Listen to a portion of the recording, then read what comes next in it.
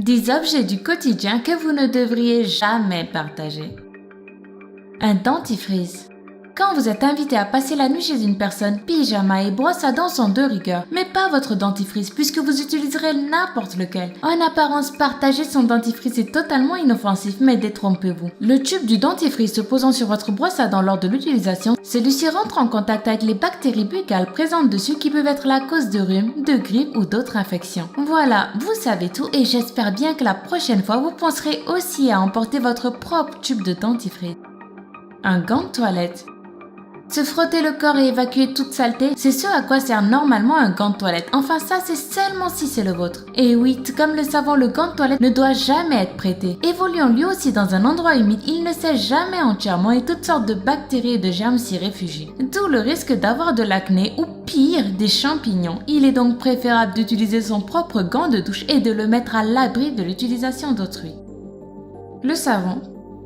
Quand on est en déplacement, on se lave les mains avec ce qui se trouve à notre portée, soit le savon déposé dans la salle de bain et que toute la maisonnée a déjà utilisé. Ceci est une grave erreur. Bien qu'il soit un antibactérien, le savon demeure un refuge où se logent des germes et des bactéries. En effet, parce qu'il ne sèche jamais complètement et qu'il est souvent placé dans un milieu humide, il est fortement déconseillé d'utiliser le même savon que tout le monde au risque d'attraper des infections, des virus ou des mycoses. Privilégiez plutôt des savons liquides pour pallier à tout risque de contamination.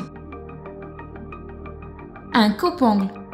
Prêter son coupe-ongle, c'est comme prêter son rasoir. Et oui, le coupe-ongle est aussi un objet coupon. Le risque de se couper la peau et de saigner est aussi présent, d'où la nécessité d'éviter de prêter cet objet ou au moins de bien le désinfecter avant pour éviter toute contamination. Les ongles des mains et des pieds étant les plus exposés aux microbes, il est aussi conseillé de nettoyer son coupe-ongle et de bien se laver les mains après utilisation.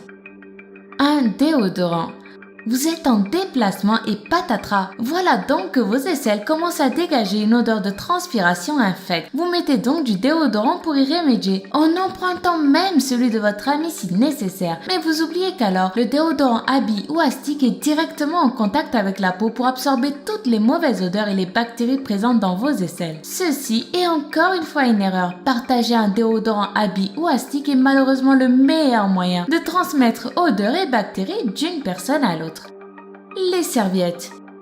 Après une bonne douche, la seule envie qu'on a, c'est de se sécher avec une serviette, qu'elle soit la nôtre ou celle d'une autre personne, qu'importe. Cependant, quand vous essuyez votre corps avec une serviette, celle-ci s'imprègne d'eau. Et une fois laissée dans l'endroit humide qu'est la salle de bain, elle devient le nid favori des microbes. Et en plus, ceci empire lorsque la serviette n'est pas souvent lavée. Alors ne partagez plus votre serviette et évitez définitivement de risquer d'attraper des infections, de l'acné, de la conjonctivite ou des mycoses. La pince à épiler. Un sourcil poilu, un duvet apparent, le premier réflexe est de chercher sa pince à épiler ou de prendre celle d'une autre personne pour retirer en urgence ses poils disgracieux. Mais la pince à épiler servant à aller chercher le poil depuis sa racine, tout geste brusque peut facilement entraîner une entaille et faire couler du sang. Oui, vous ne vous en doutiez peut-être pas, mais la pince à épiler aussi doit être bien désinfectée et nettoyée avant et après chaque utilisation. Et plus important encore, elle doit être gardée pour soi. Un gloss. De nos jours, s'échanger du maquillage ou des produits de beauté entre filles est presque devenu anodin. Toutefois, si vous partagez votre gloss ou tout autre produit pour les lèvres comme les baumes ou les rouges à lèvres, vous courez le risque d'attraper de l'herpès ou tout autre virus qui se transmet très facilement grâce à ce type de produit. L'usage d'un gloss ou autre rouge à lèvres devrait donc être exclusif. Le rasoir. Savez-vous que le rasoir est l'objet principal qui peut causer des transmissions de maladies par le sang, comme le sida ou les hépatites? Oui, je suis sûre que vous le saviez. D'ailleurs, presque tout le monde le sait. Mais quand on est pressé, il arrive qu'on fasse parfois fi des mises en garde les plus élémentaires et qu'on emprunte le rasoir de notre meilleur ami, par exemple. Ceci est une erreur. Le rasoir est un objet coupant qui peut vous faire saigner et qui, en rasant les poils, emporte avec lui des cellules mortes et des microbes souvent nocifs. Un rasoir peut vous exposer à des maladies si dangereuses qu'il est recommandé de ne jamais le partager et même de carrément le jeter après quelques utilisations. Les écouteurs. Il nous est tous arrivé au moins une fois dans notre vie d'oublier nos écouteurs à la maison et d'avoir cette envie irrépressible d'écouter de la musique le temps d'un trajet. Par conséquent, nous avons presque tous emprunté naturellement des écouteurs à notre voisin. Aïe, ceci est une très mauvaise idée. Croyez-le ou non, les écouteurs sont de véritables foyers à bactéries. Les microbes s'y développent très rapidement, surtout si vous les utilisez lors d'une activité sportive pendant laquelle vous transpirez. Oui, le simple fait de porter à ses oreilles les écouteurs d'une autre personne vous expose à attraper infections, furoncles ou pustules.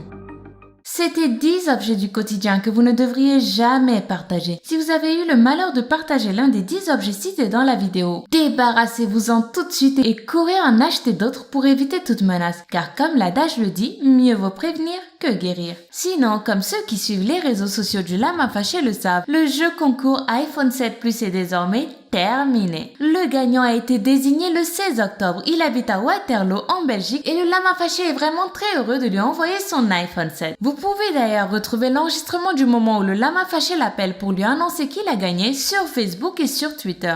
Et vous pouvez aussi vous abonner si vous n'avez pas envie de rater la prochaine vidéo qui arrive très vite. Prenez soin de vous et à bientôt.